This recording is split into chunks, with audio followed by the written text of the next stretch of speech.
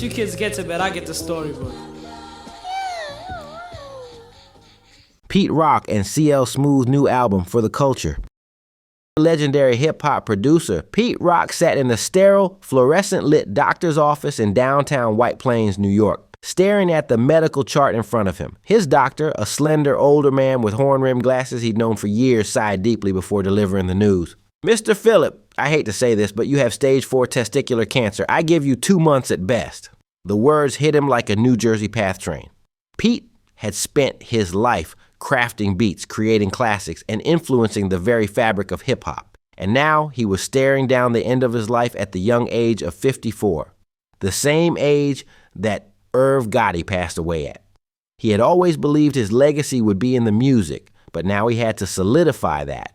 He needed to make one last mark to secure his legacy, and there was only one person who could help him do it. Years had passed since Pete Rock and C.L. Smooth had worked together. Their two splits had been messy, filled with ego clashes, creative differences, and unresolved tension about the bags they were getting. Still, if Pete was going out, he wanted to go out the way he came in, making magic with his original partner, the creator. After staring at his iPhone for what felt like an eternity as he sat on his couch in his Scarsdale mansion, Pete called C.L. on Facebook, having lost his phone number years ago. "Who is this?" C.L.'s voice was cautious, guarded. "It's Pete." A long silence followed. "What do you want, bro?" C.L. finally responded, his tone neutral. "I'm dying, yo." Another pause, this one heavier. "What? What the hell you talking about, Pete?"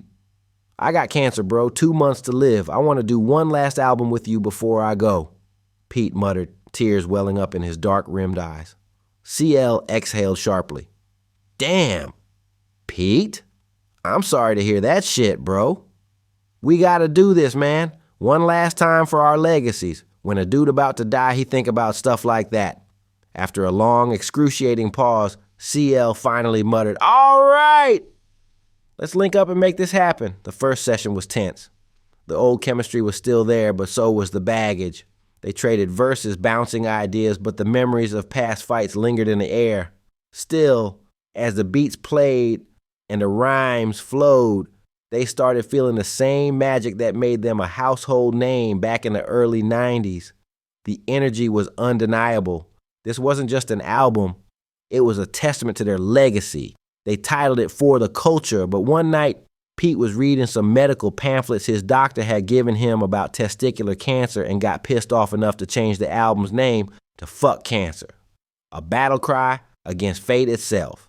To make this album truly legendary, they called in heavyweights from across generations, people they never would have worked with under normal circumstances. Nas came through and laced a verse dripping with wisdom. Westside Gunn and 4-2 Doug brought the street energy. Kendrick Lamar brought West Coast flavor with a controversial track called Arrest the President. NLE Choppa gave his feature an unpredictable edge. Even Pooh Shiesty, still incarcerated at the federal prison USP Canaan, recorded a raw verse over the phone that added a sense of realness to the project. Sorry, folks, quick commercial break.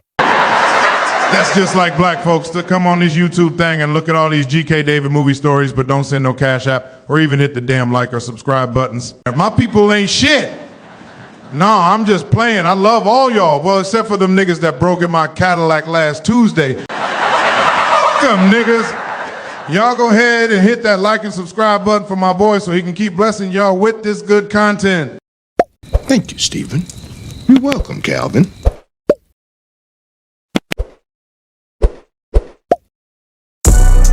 Westside Thug Life, we back. That's right. Westside Thug Life, we back. That's right. Juice WRLD. Machiavelli's getting heavy. Bust down the rich Millie. Hoes looking silly. We back. Jules and Mac. Avelli, the dog. Man, we back to drop a bomb. That's right, Jules WRLD is back. In this book called The Continues. And Punk is the president and I get a chance to meet him. I'll get this book, no bro. Get your copy of the first fiction novel about Tupac living and becoming the president of the USA and meet Juice WRLD and change his life. Available at Amazon, Barnes & Noble, Apple Books, and other book retailers. Critics were baffled by the range of collaborations, questioning why two old-school legends would mix with the new mumble era. But the public disagreed. The album exploded upon release, selling 860,000 downloads in its first week, an all-time hip-hop record. Within a month, it was certified 8 times platinum. No album had ever moved this fast in rap history. Not Snoop Dogg's Doggy House, not 50's Get Rich or Die Trying, not Lil Wayne's The Carter 3. Fuck Cancer was 19 tracks of raw soul mixed with YN energy that took hip-hop by storm. The success led to an inevitable tour, but as they hit the road, old wounds reopened. Disagreements over creative direction, set lists, and even trivial details threatened to derail everything. One night, in the middle of an argument over an interview response, CL snapped, "This is why we split up in the first place, Pete. You don't listen," Pete shot back. "And you don't appreciate me. I came to you because I'm dying, bro. This ain't about you or me, it's about the music." The room went silent. CL sighed, rubbing his temples. "You're right, I'm sorry, fam." Pete nodded.